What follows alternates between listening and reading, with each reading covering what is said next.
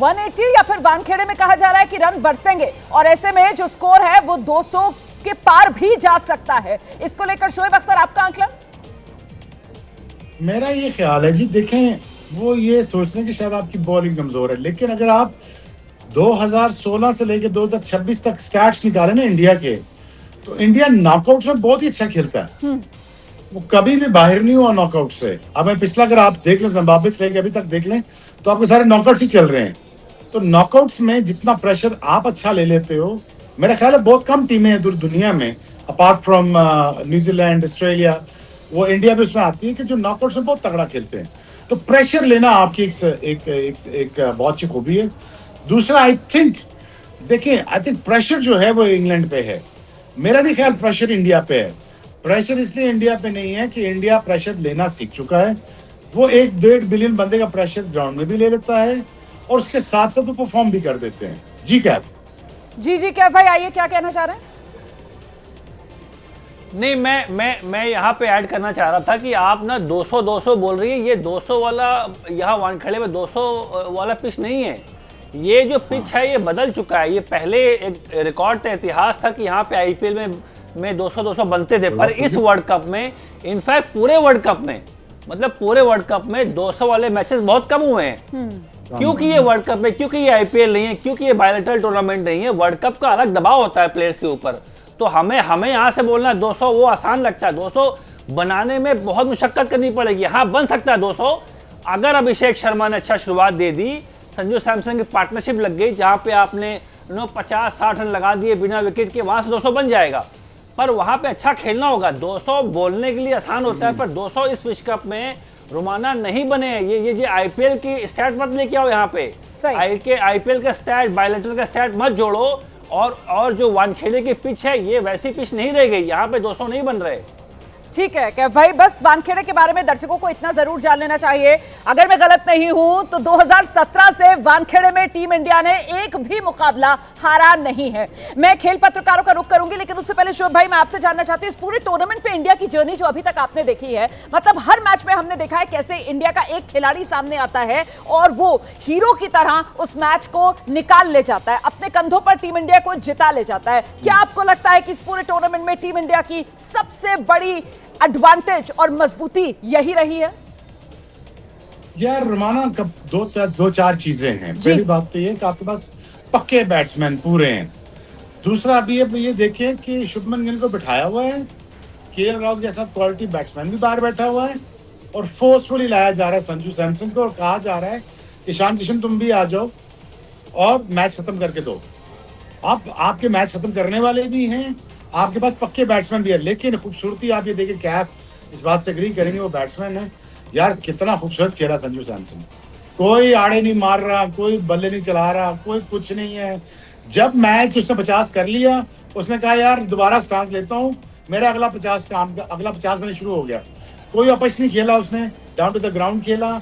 उसने कहा यार क्या मैं मैच खत्म करके जाऊंगा। Look at the presence, look at the awareness, look at the responsibility. उसने रिस्पॉन्सिबिलिटी ली, उसने कहा कोई मसला नहीं, 47 पे 77 चाहिए, मैं कर लूंगा। हमारे पास हार्दिक भी है, पीछे भी है, दुबे भी है, कर ले। लेकिन मैं अपना फॉर्मेट क्या गेम का नहीं छोड़ दिया, इसमें जिताता हूँ। बट हैविंग सेड दैट, आपके पास लग्जरी बहुत ज्यादा है, प्लस आपके पास एक स्टबन आदमी है जिसने कहा नहीं संजू सैमसन खिलाना है, मैंने एज अ बैट्समैन खिलाना, ओपनर खिलाना, वो गौतम गंभीर है और उसकी फिलॉसफी काम कर रही है। और आई थिंक जितना वो परेशान रहता है, जितना गंभीर पे रहता है, उसको ये टूर्नामेंट जीतना चाहिए। और ये बात भी ठीक है। शोएब अख्तर दिली दुआएं दे रहे हैं ना टीम इंडिया को कि T20 world cup team India ही जीत रही है। जीतना चाहिए, मेरा ख्याल है जीतना चाहिए। अहमदाबाद में आपको फाइनल में ठीक ठाक फैंटा लगाना चाहिए। न्यूजीलैंड जो ये कह रहा है आपको बार बार कि हम 1.5 महीना पहले आपको हरा के गए यहाँ से जी, हम आपको फिर फाइनल में हरा देंगे, वो उनका मेरा ख्याल में दूर करना चाहिए। माइंड गेम्स ही उसको रीड करेंगे, इससे ज्यादा कुछ नहीं। फिलहाल इंडिया वर्सेस इंग्लैंड, और देखिए किस तरीके से टॉस हो गया है। टॉस इंग्लैंड ने जीता है। पहले गेंदबाजी इंग्लैंड की टीम करेगी, टीम इंडिया को पहले बल्लेबाजी के लिए बुलाया गया। प्लेइंग 11 और प्लेइंग 11 को लेकर जरा जीएस विवेक से जान लेते हैं, कोई तब्दीली नहीं जीएस? जी नहीं रोमाना, कोई तब्दीली नहीं है और हो भी नहीं सकता है। कोई ऑप्शंस भी नहीं है। इंडिया का कॉम्बिनेशन लॉक है और जब आप मैचेस जीत रहे हो इस कॉम्बिनेशन के साथ, तो चेंजेस की कोई गुंजाइश ही नहीं है। बिल्कुल। रवीश, आपका क्या टेक है आज के इस मुकाबले में? एडवांटेज इंडिया के साथ टीम इंडिया मैदान पर उतरने की तैयारी में? बिल्कुल रोमाना, देखिए डेफिनेटली पेपर पर अगर आप कंपैरिजन करेंगे तो इंडिया स्ट्रॉन्ग टीम है। हाँ, ये जरूर है कि आज हैरी ब्रूक ने टॉस जीतकर फील्डिंग ली तो ड्यू फैक्टर उनके माइंड में जरूर है। हालांकि मैं कमेंट्री में सुन रहा था यान बिशप को, वो कह रहे हैं कि एंटी ड्यू स्प्रे भी इसमें किया गया है।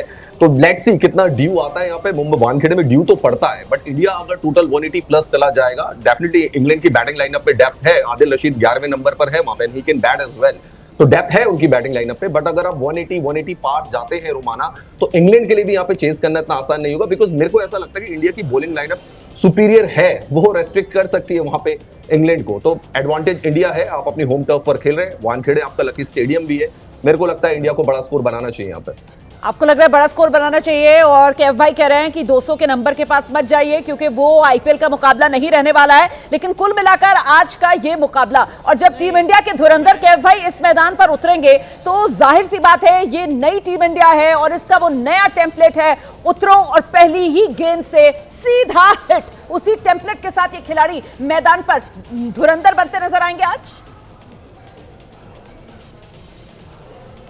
नहीं, देखिए मुझे लगता है कि अभिषेक शर्मा तो अपना गेम खेलेंगे जी। मतलब वो थोड़ा सा उनका उतार चढ़ाव भरा वो उनका ये सफर रहा है, पर उनके ऊपर अभी देखिए ये बड़ा मैच है, पीछे जो गया उसको भूल के आगे बढ़ना पड़ेगा।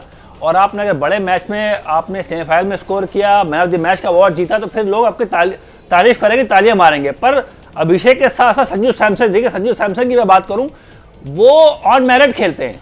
वो उन्होंने जब भी मैचेस खेले इंडिया के लिए, पहले अभिषेक शर्मा बीमार थे तो उनको मौका मिला, उन्होंने आके 8 बॉल 22 मार दिए। तो जब भी वो खेल रहे हैं वो इंडिया 200 के आसपास पहुंच रही है। ये क्योंकि पार्टनरशिप लगती है ना, 200 कैसे बनता है? 200 बनाने के लिए आपको पार्टनरशिप चाहिए होती है 6 ओवर में। आपने अगर 6 ओवर में 2-3 विकेटें गंवा दी तो आपका स्कोर कम हो जाता है, 200 के पीछे आप नहीं भागते। मेरा मानना है पहले 6 ओवर में जो बुनियाद संजू सैमसन और अभिषेक शर्मा देंगे, उस बुनियाद से आप कितना बनेगा वो फैसला तय करते हो, रास्ता तय करते हो। मुझे लगता है कि पहले 6 ओवर अगर विकेटें आपने नहीं गंवाई, आर्चर को अच्छी तरह खेल गए, आर्चर भी है, ओवरटन भी है, सैम करन भी है, विल जैक्स गेंदबाजी करेंगे अभिषेक शर्मा के सामने, तो अगर पहला 6 ओवर आपने अच्छा खेल लिया तो आप 190-200 के आसपास पहुंच सकते हो। तो पावर प्ले में रणनीति क्या होनी चाहिए शोएब अख्तर टीम इंडिया की? क्या आप ठीक कह रहे हैं, पार्टनरशिप चाहिए आपको, और उसके बाद असेस कर लें, असेस करने के बाद फैंटी लगाएं। मेरा ये ख्याल है कि देखें, अगर 20 रन आपको ड्यू को देने पड़ेंगे, इसीलिए इंडिया को 160 नहीं 170 नहीं, इंडिया को एट पार जाना चाहिए 190 plus, because it's very important that India crosses that line and create that impact कि जहां पे इनको कहें यार इतना बड़ा टोटल लगा दिया, आप इसको अचीव करो। I think with the kind of bowling that you have and skid through करता है, जैसे आपके पास चक्रवर्ती का भी करता है, अक्षर का भी करता है, so it's not going to be that easy, क्योंकि जॉस बटलर इनफॉर्म नहीं है, सॉल्ट इनफॉर्म नहीं है, समहाउ उनकी बैटिंग इनफॉर्म नहीं है, but your batting is in form. I think you should be able to get to somewhere above 180 plus. I think once you do that, I think you are in for the treat.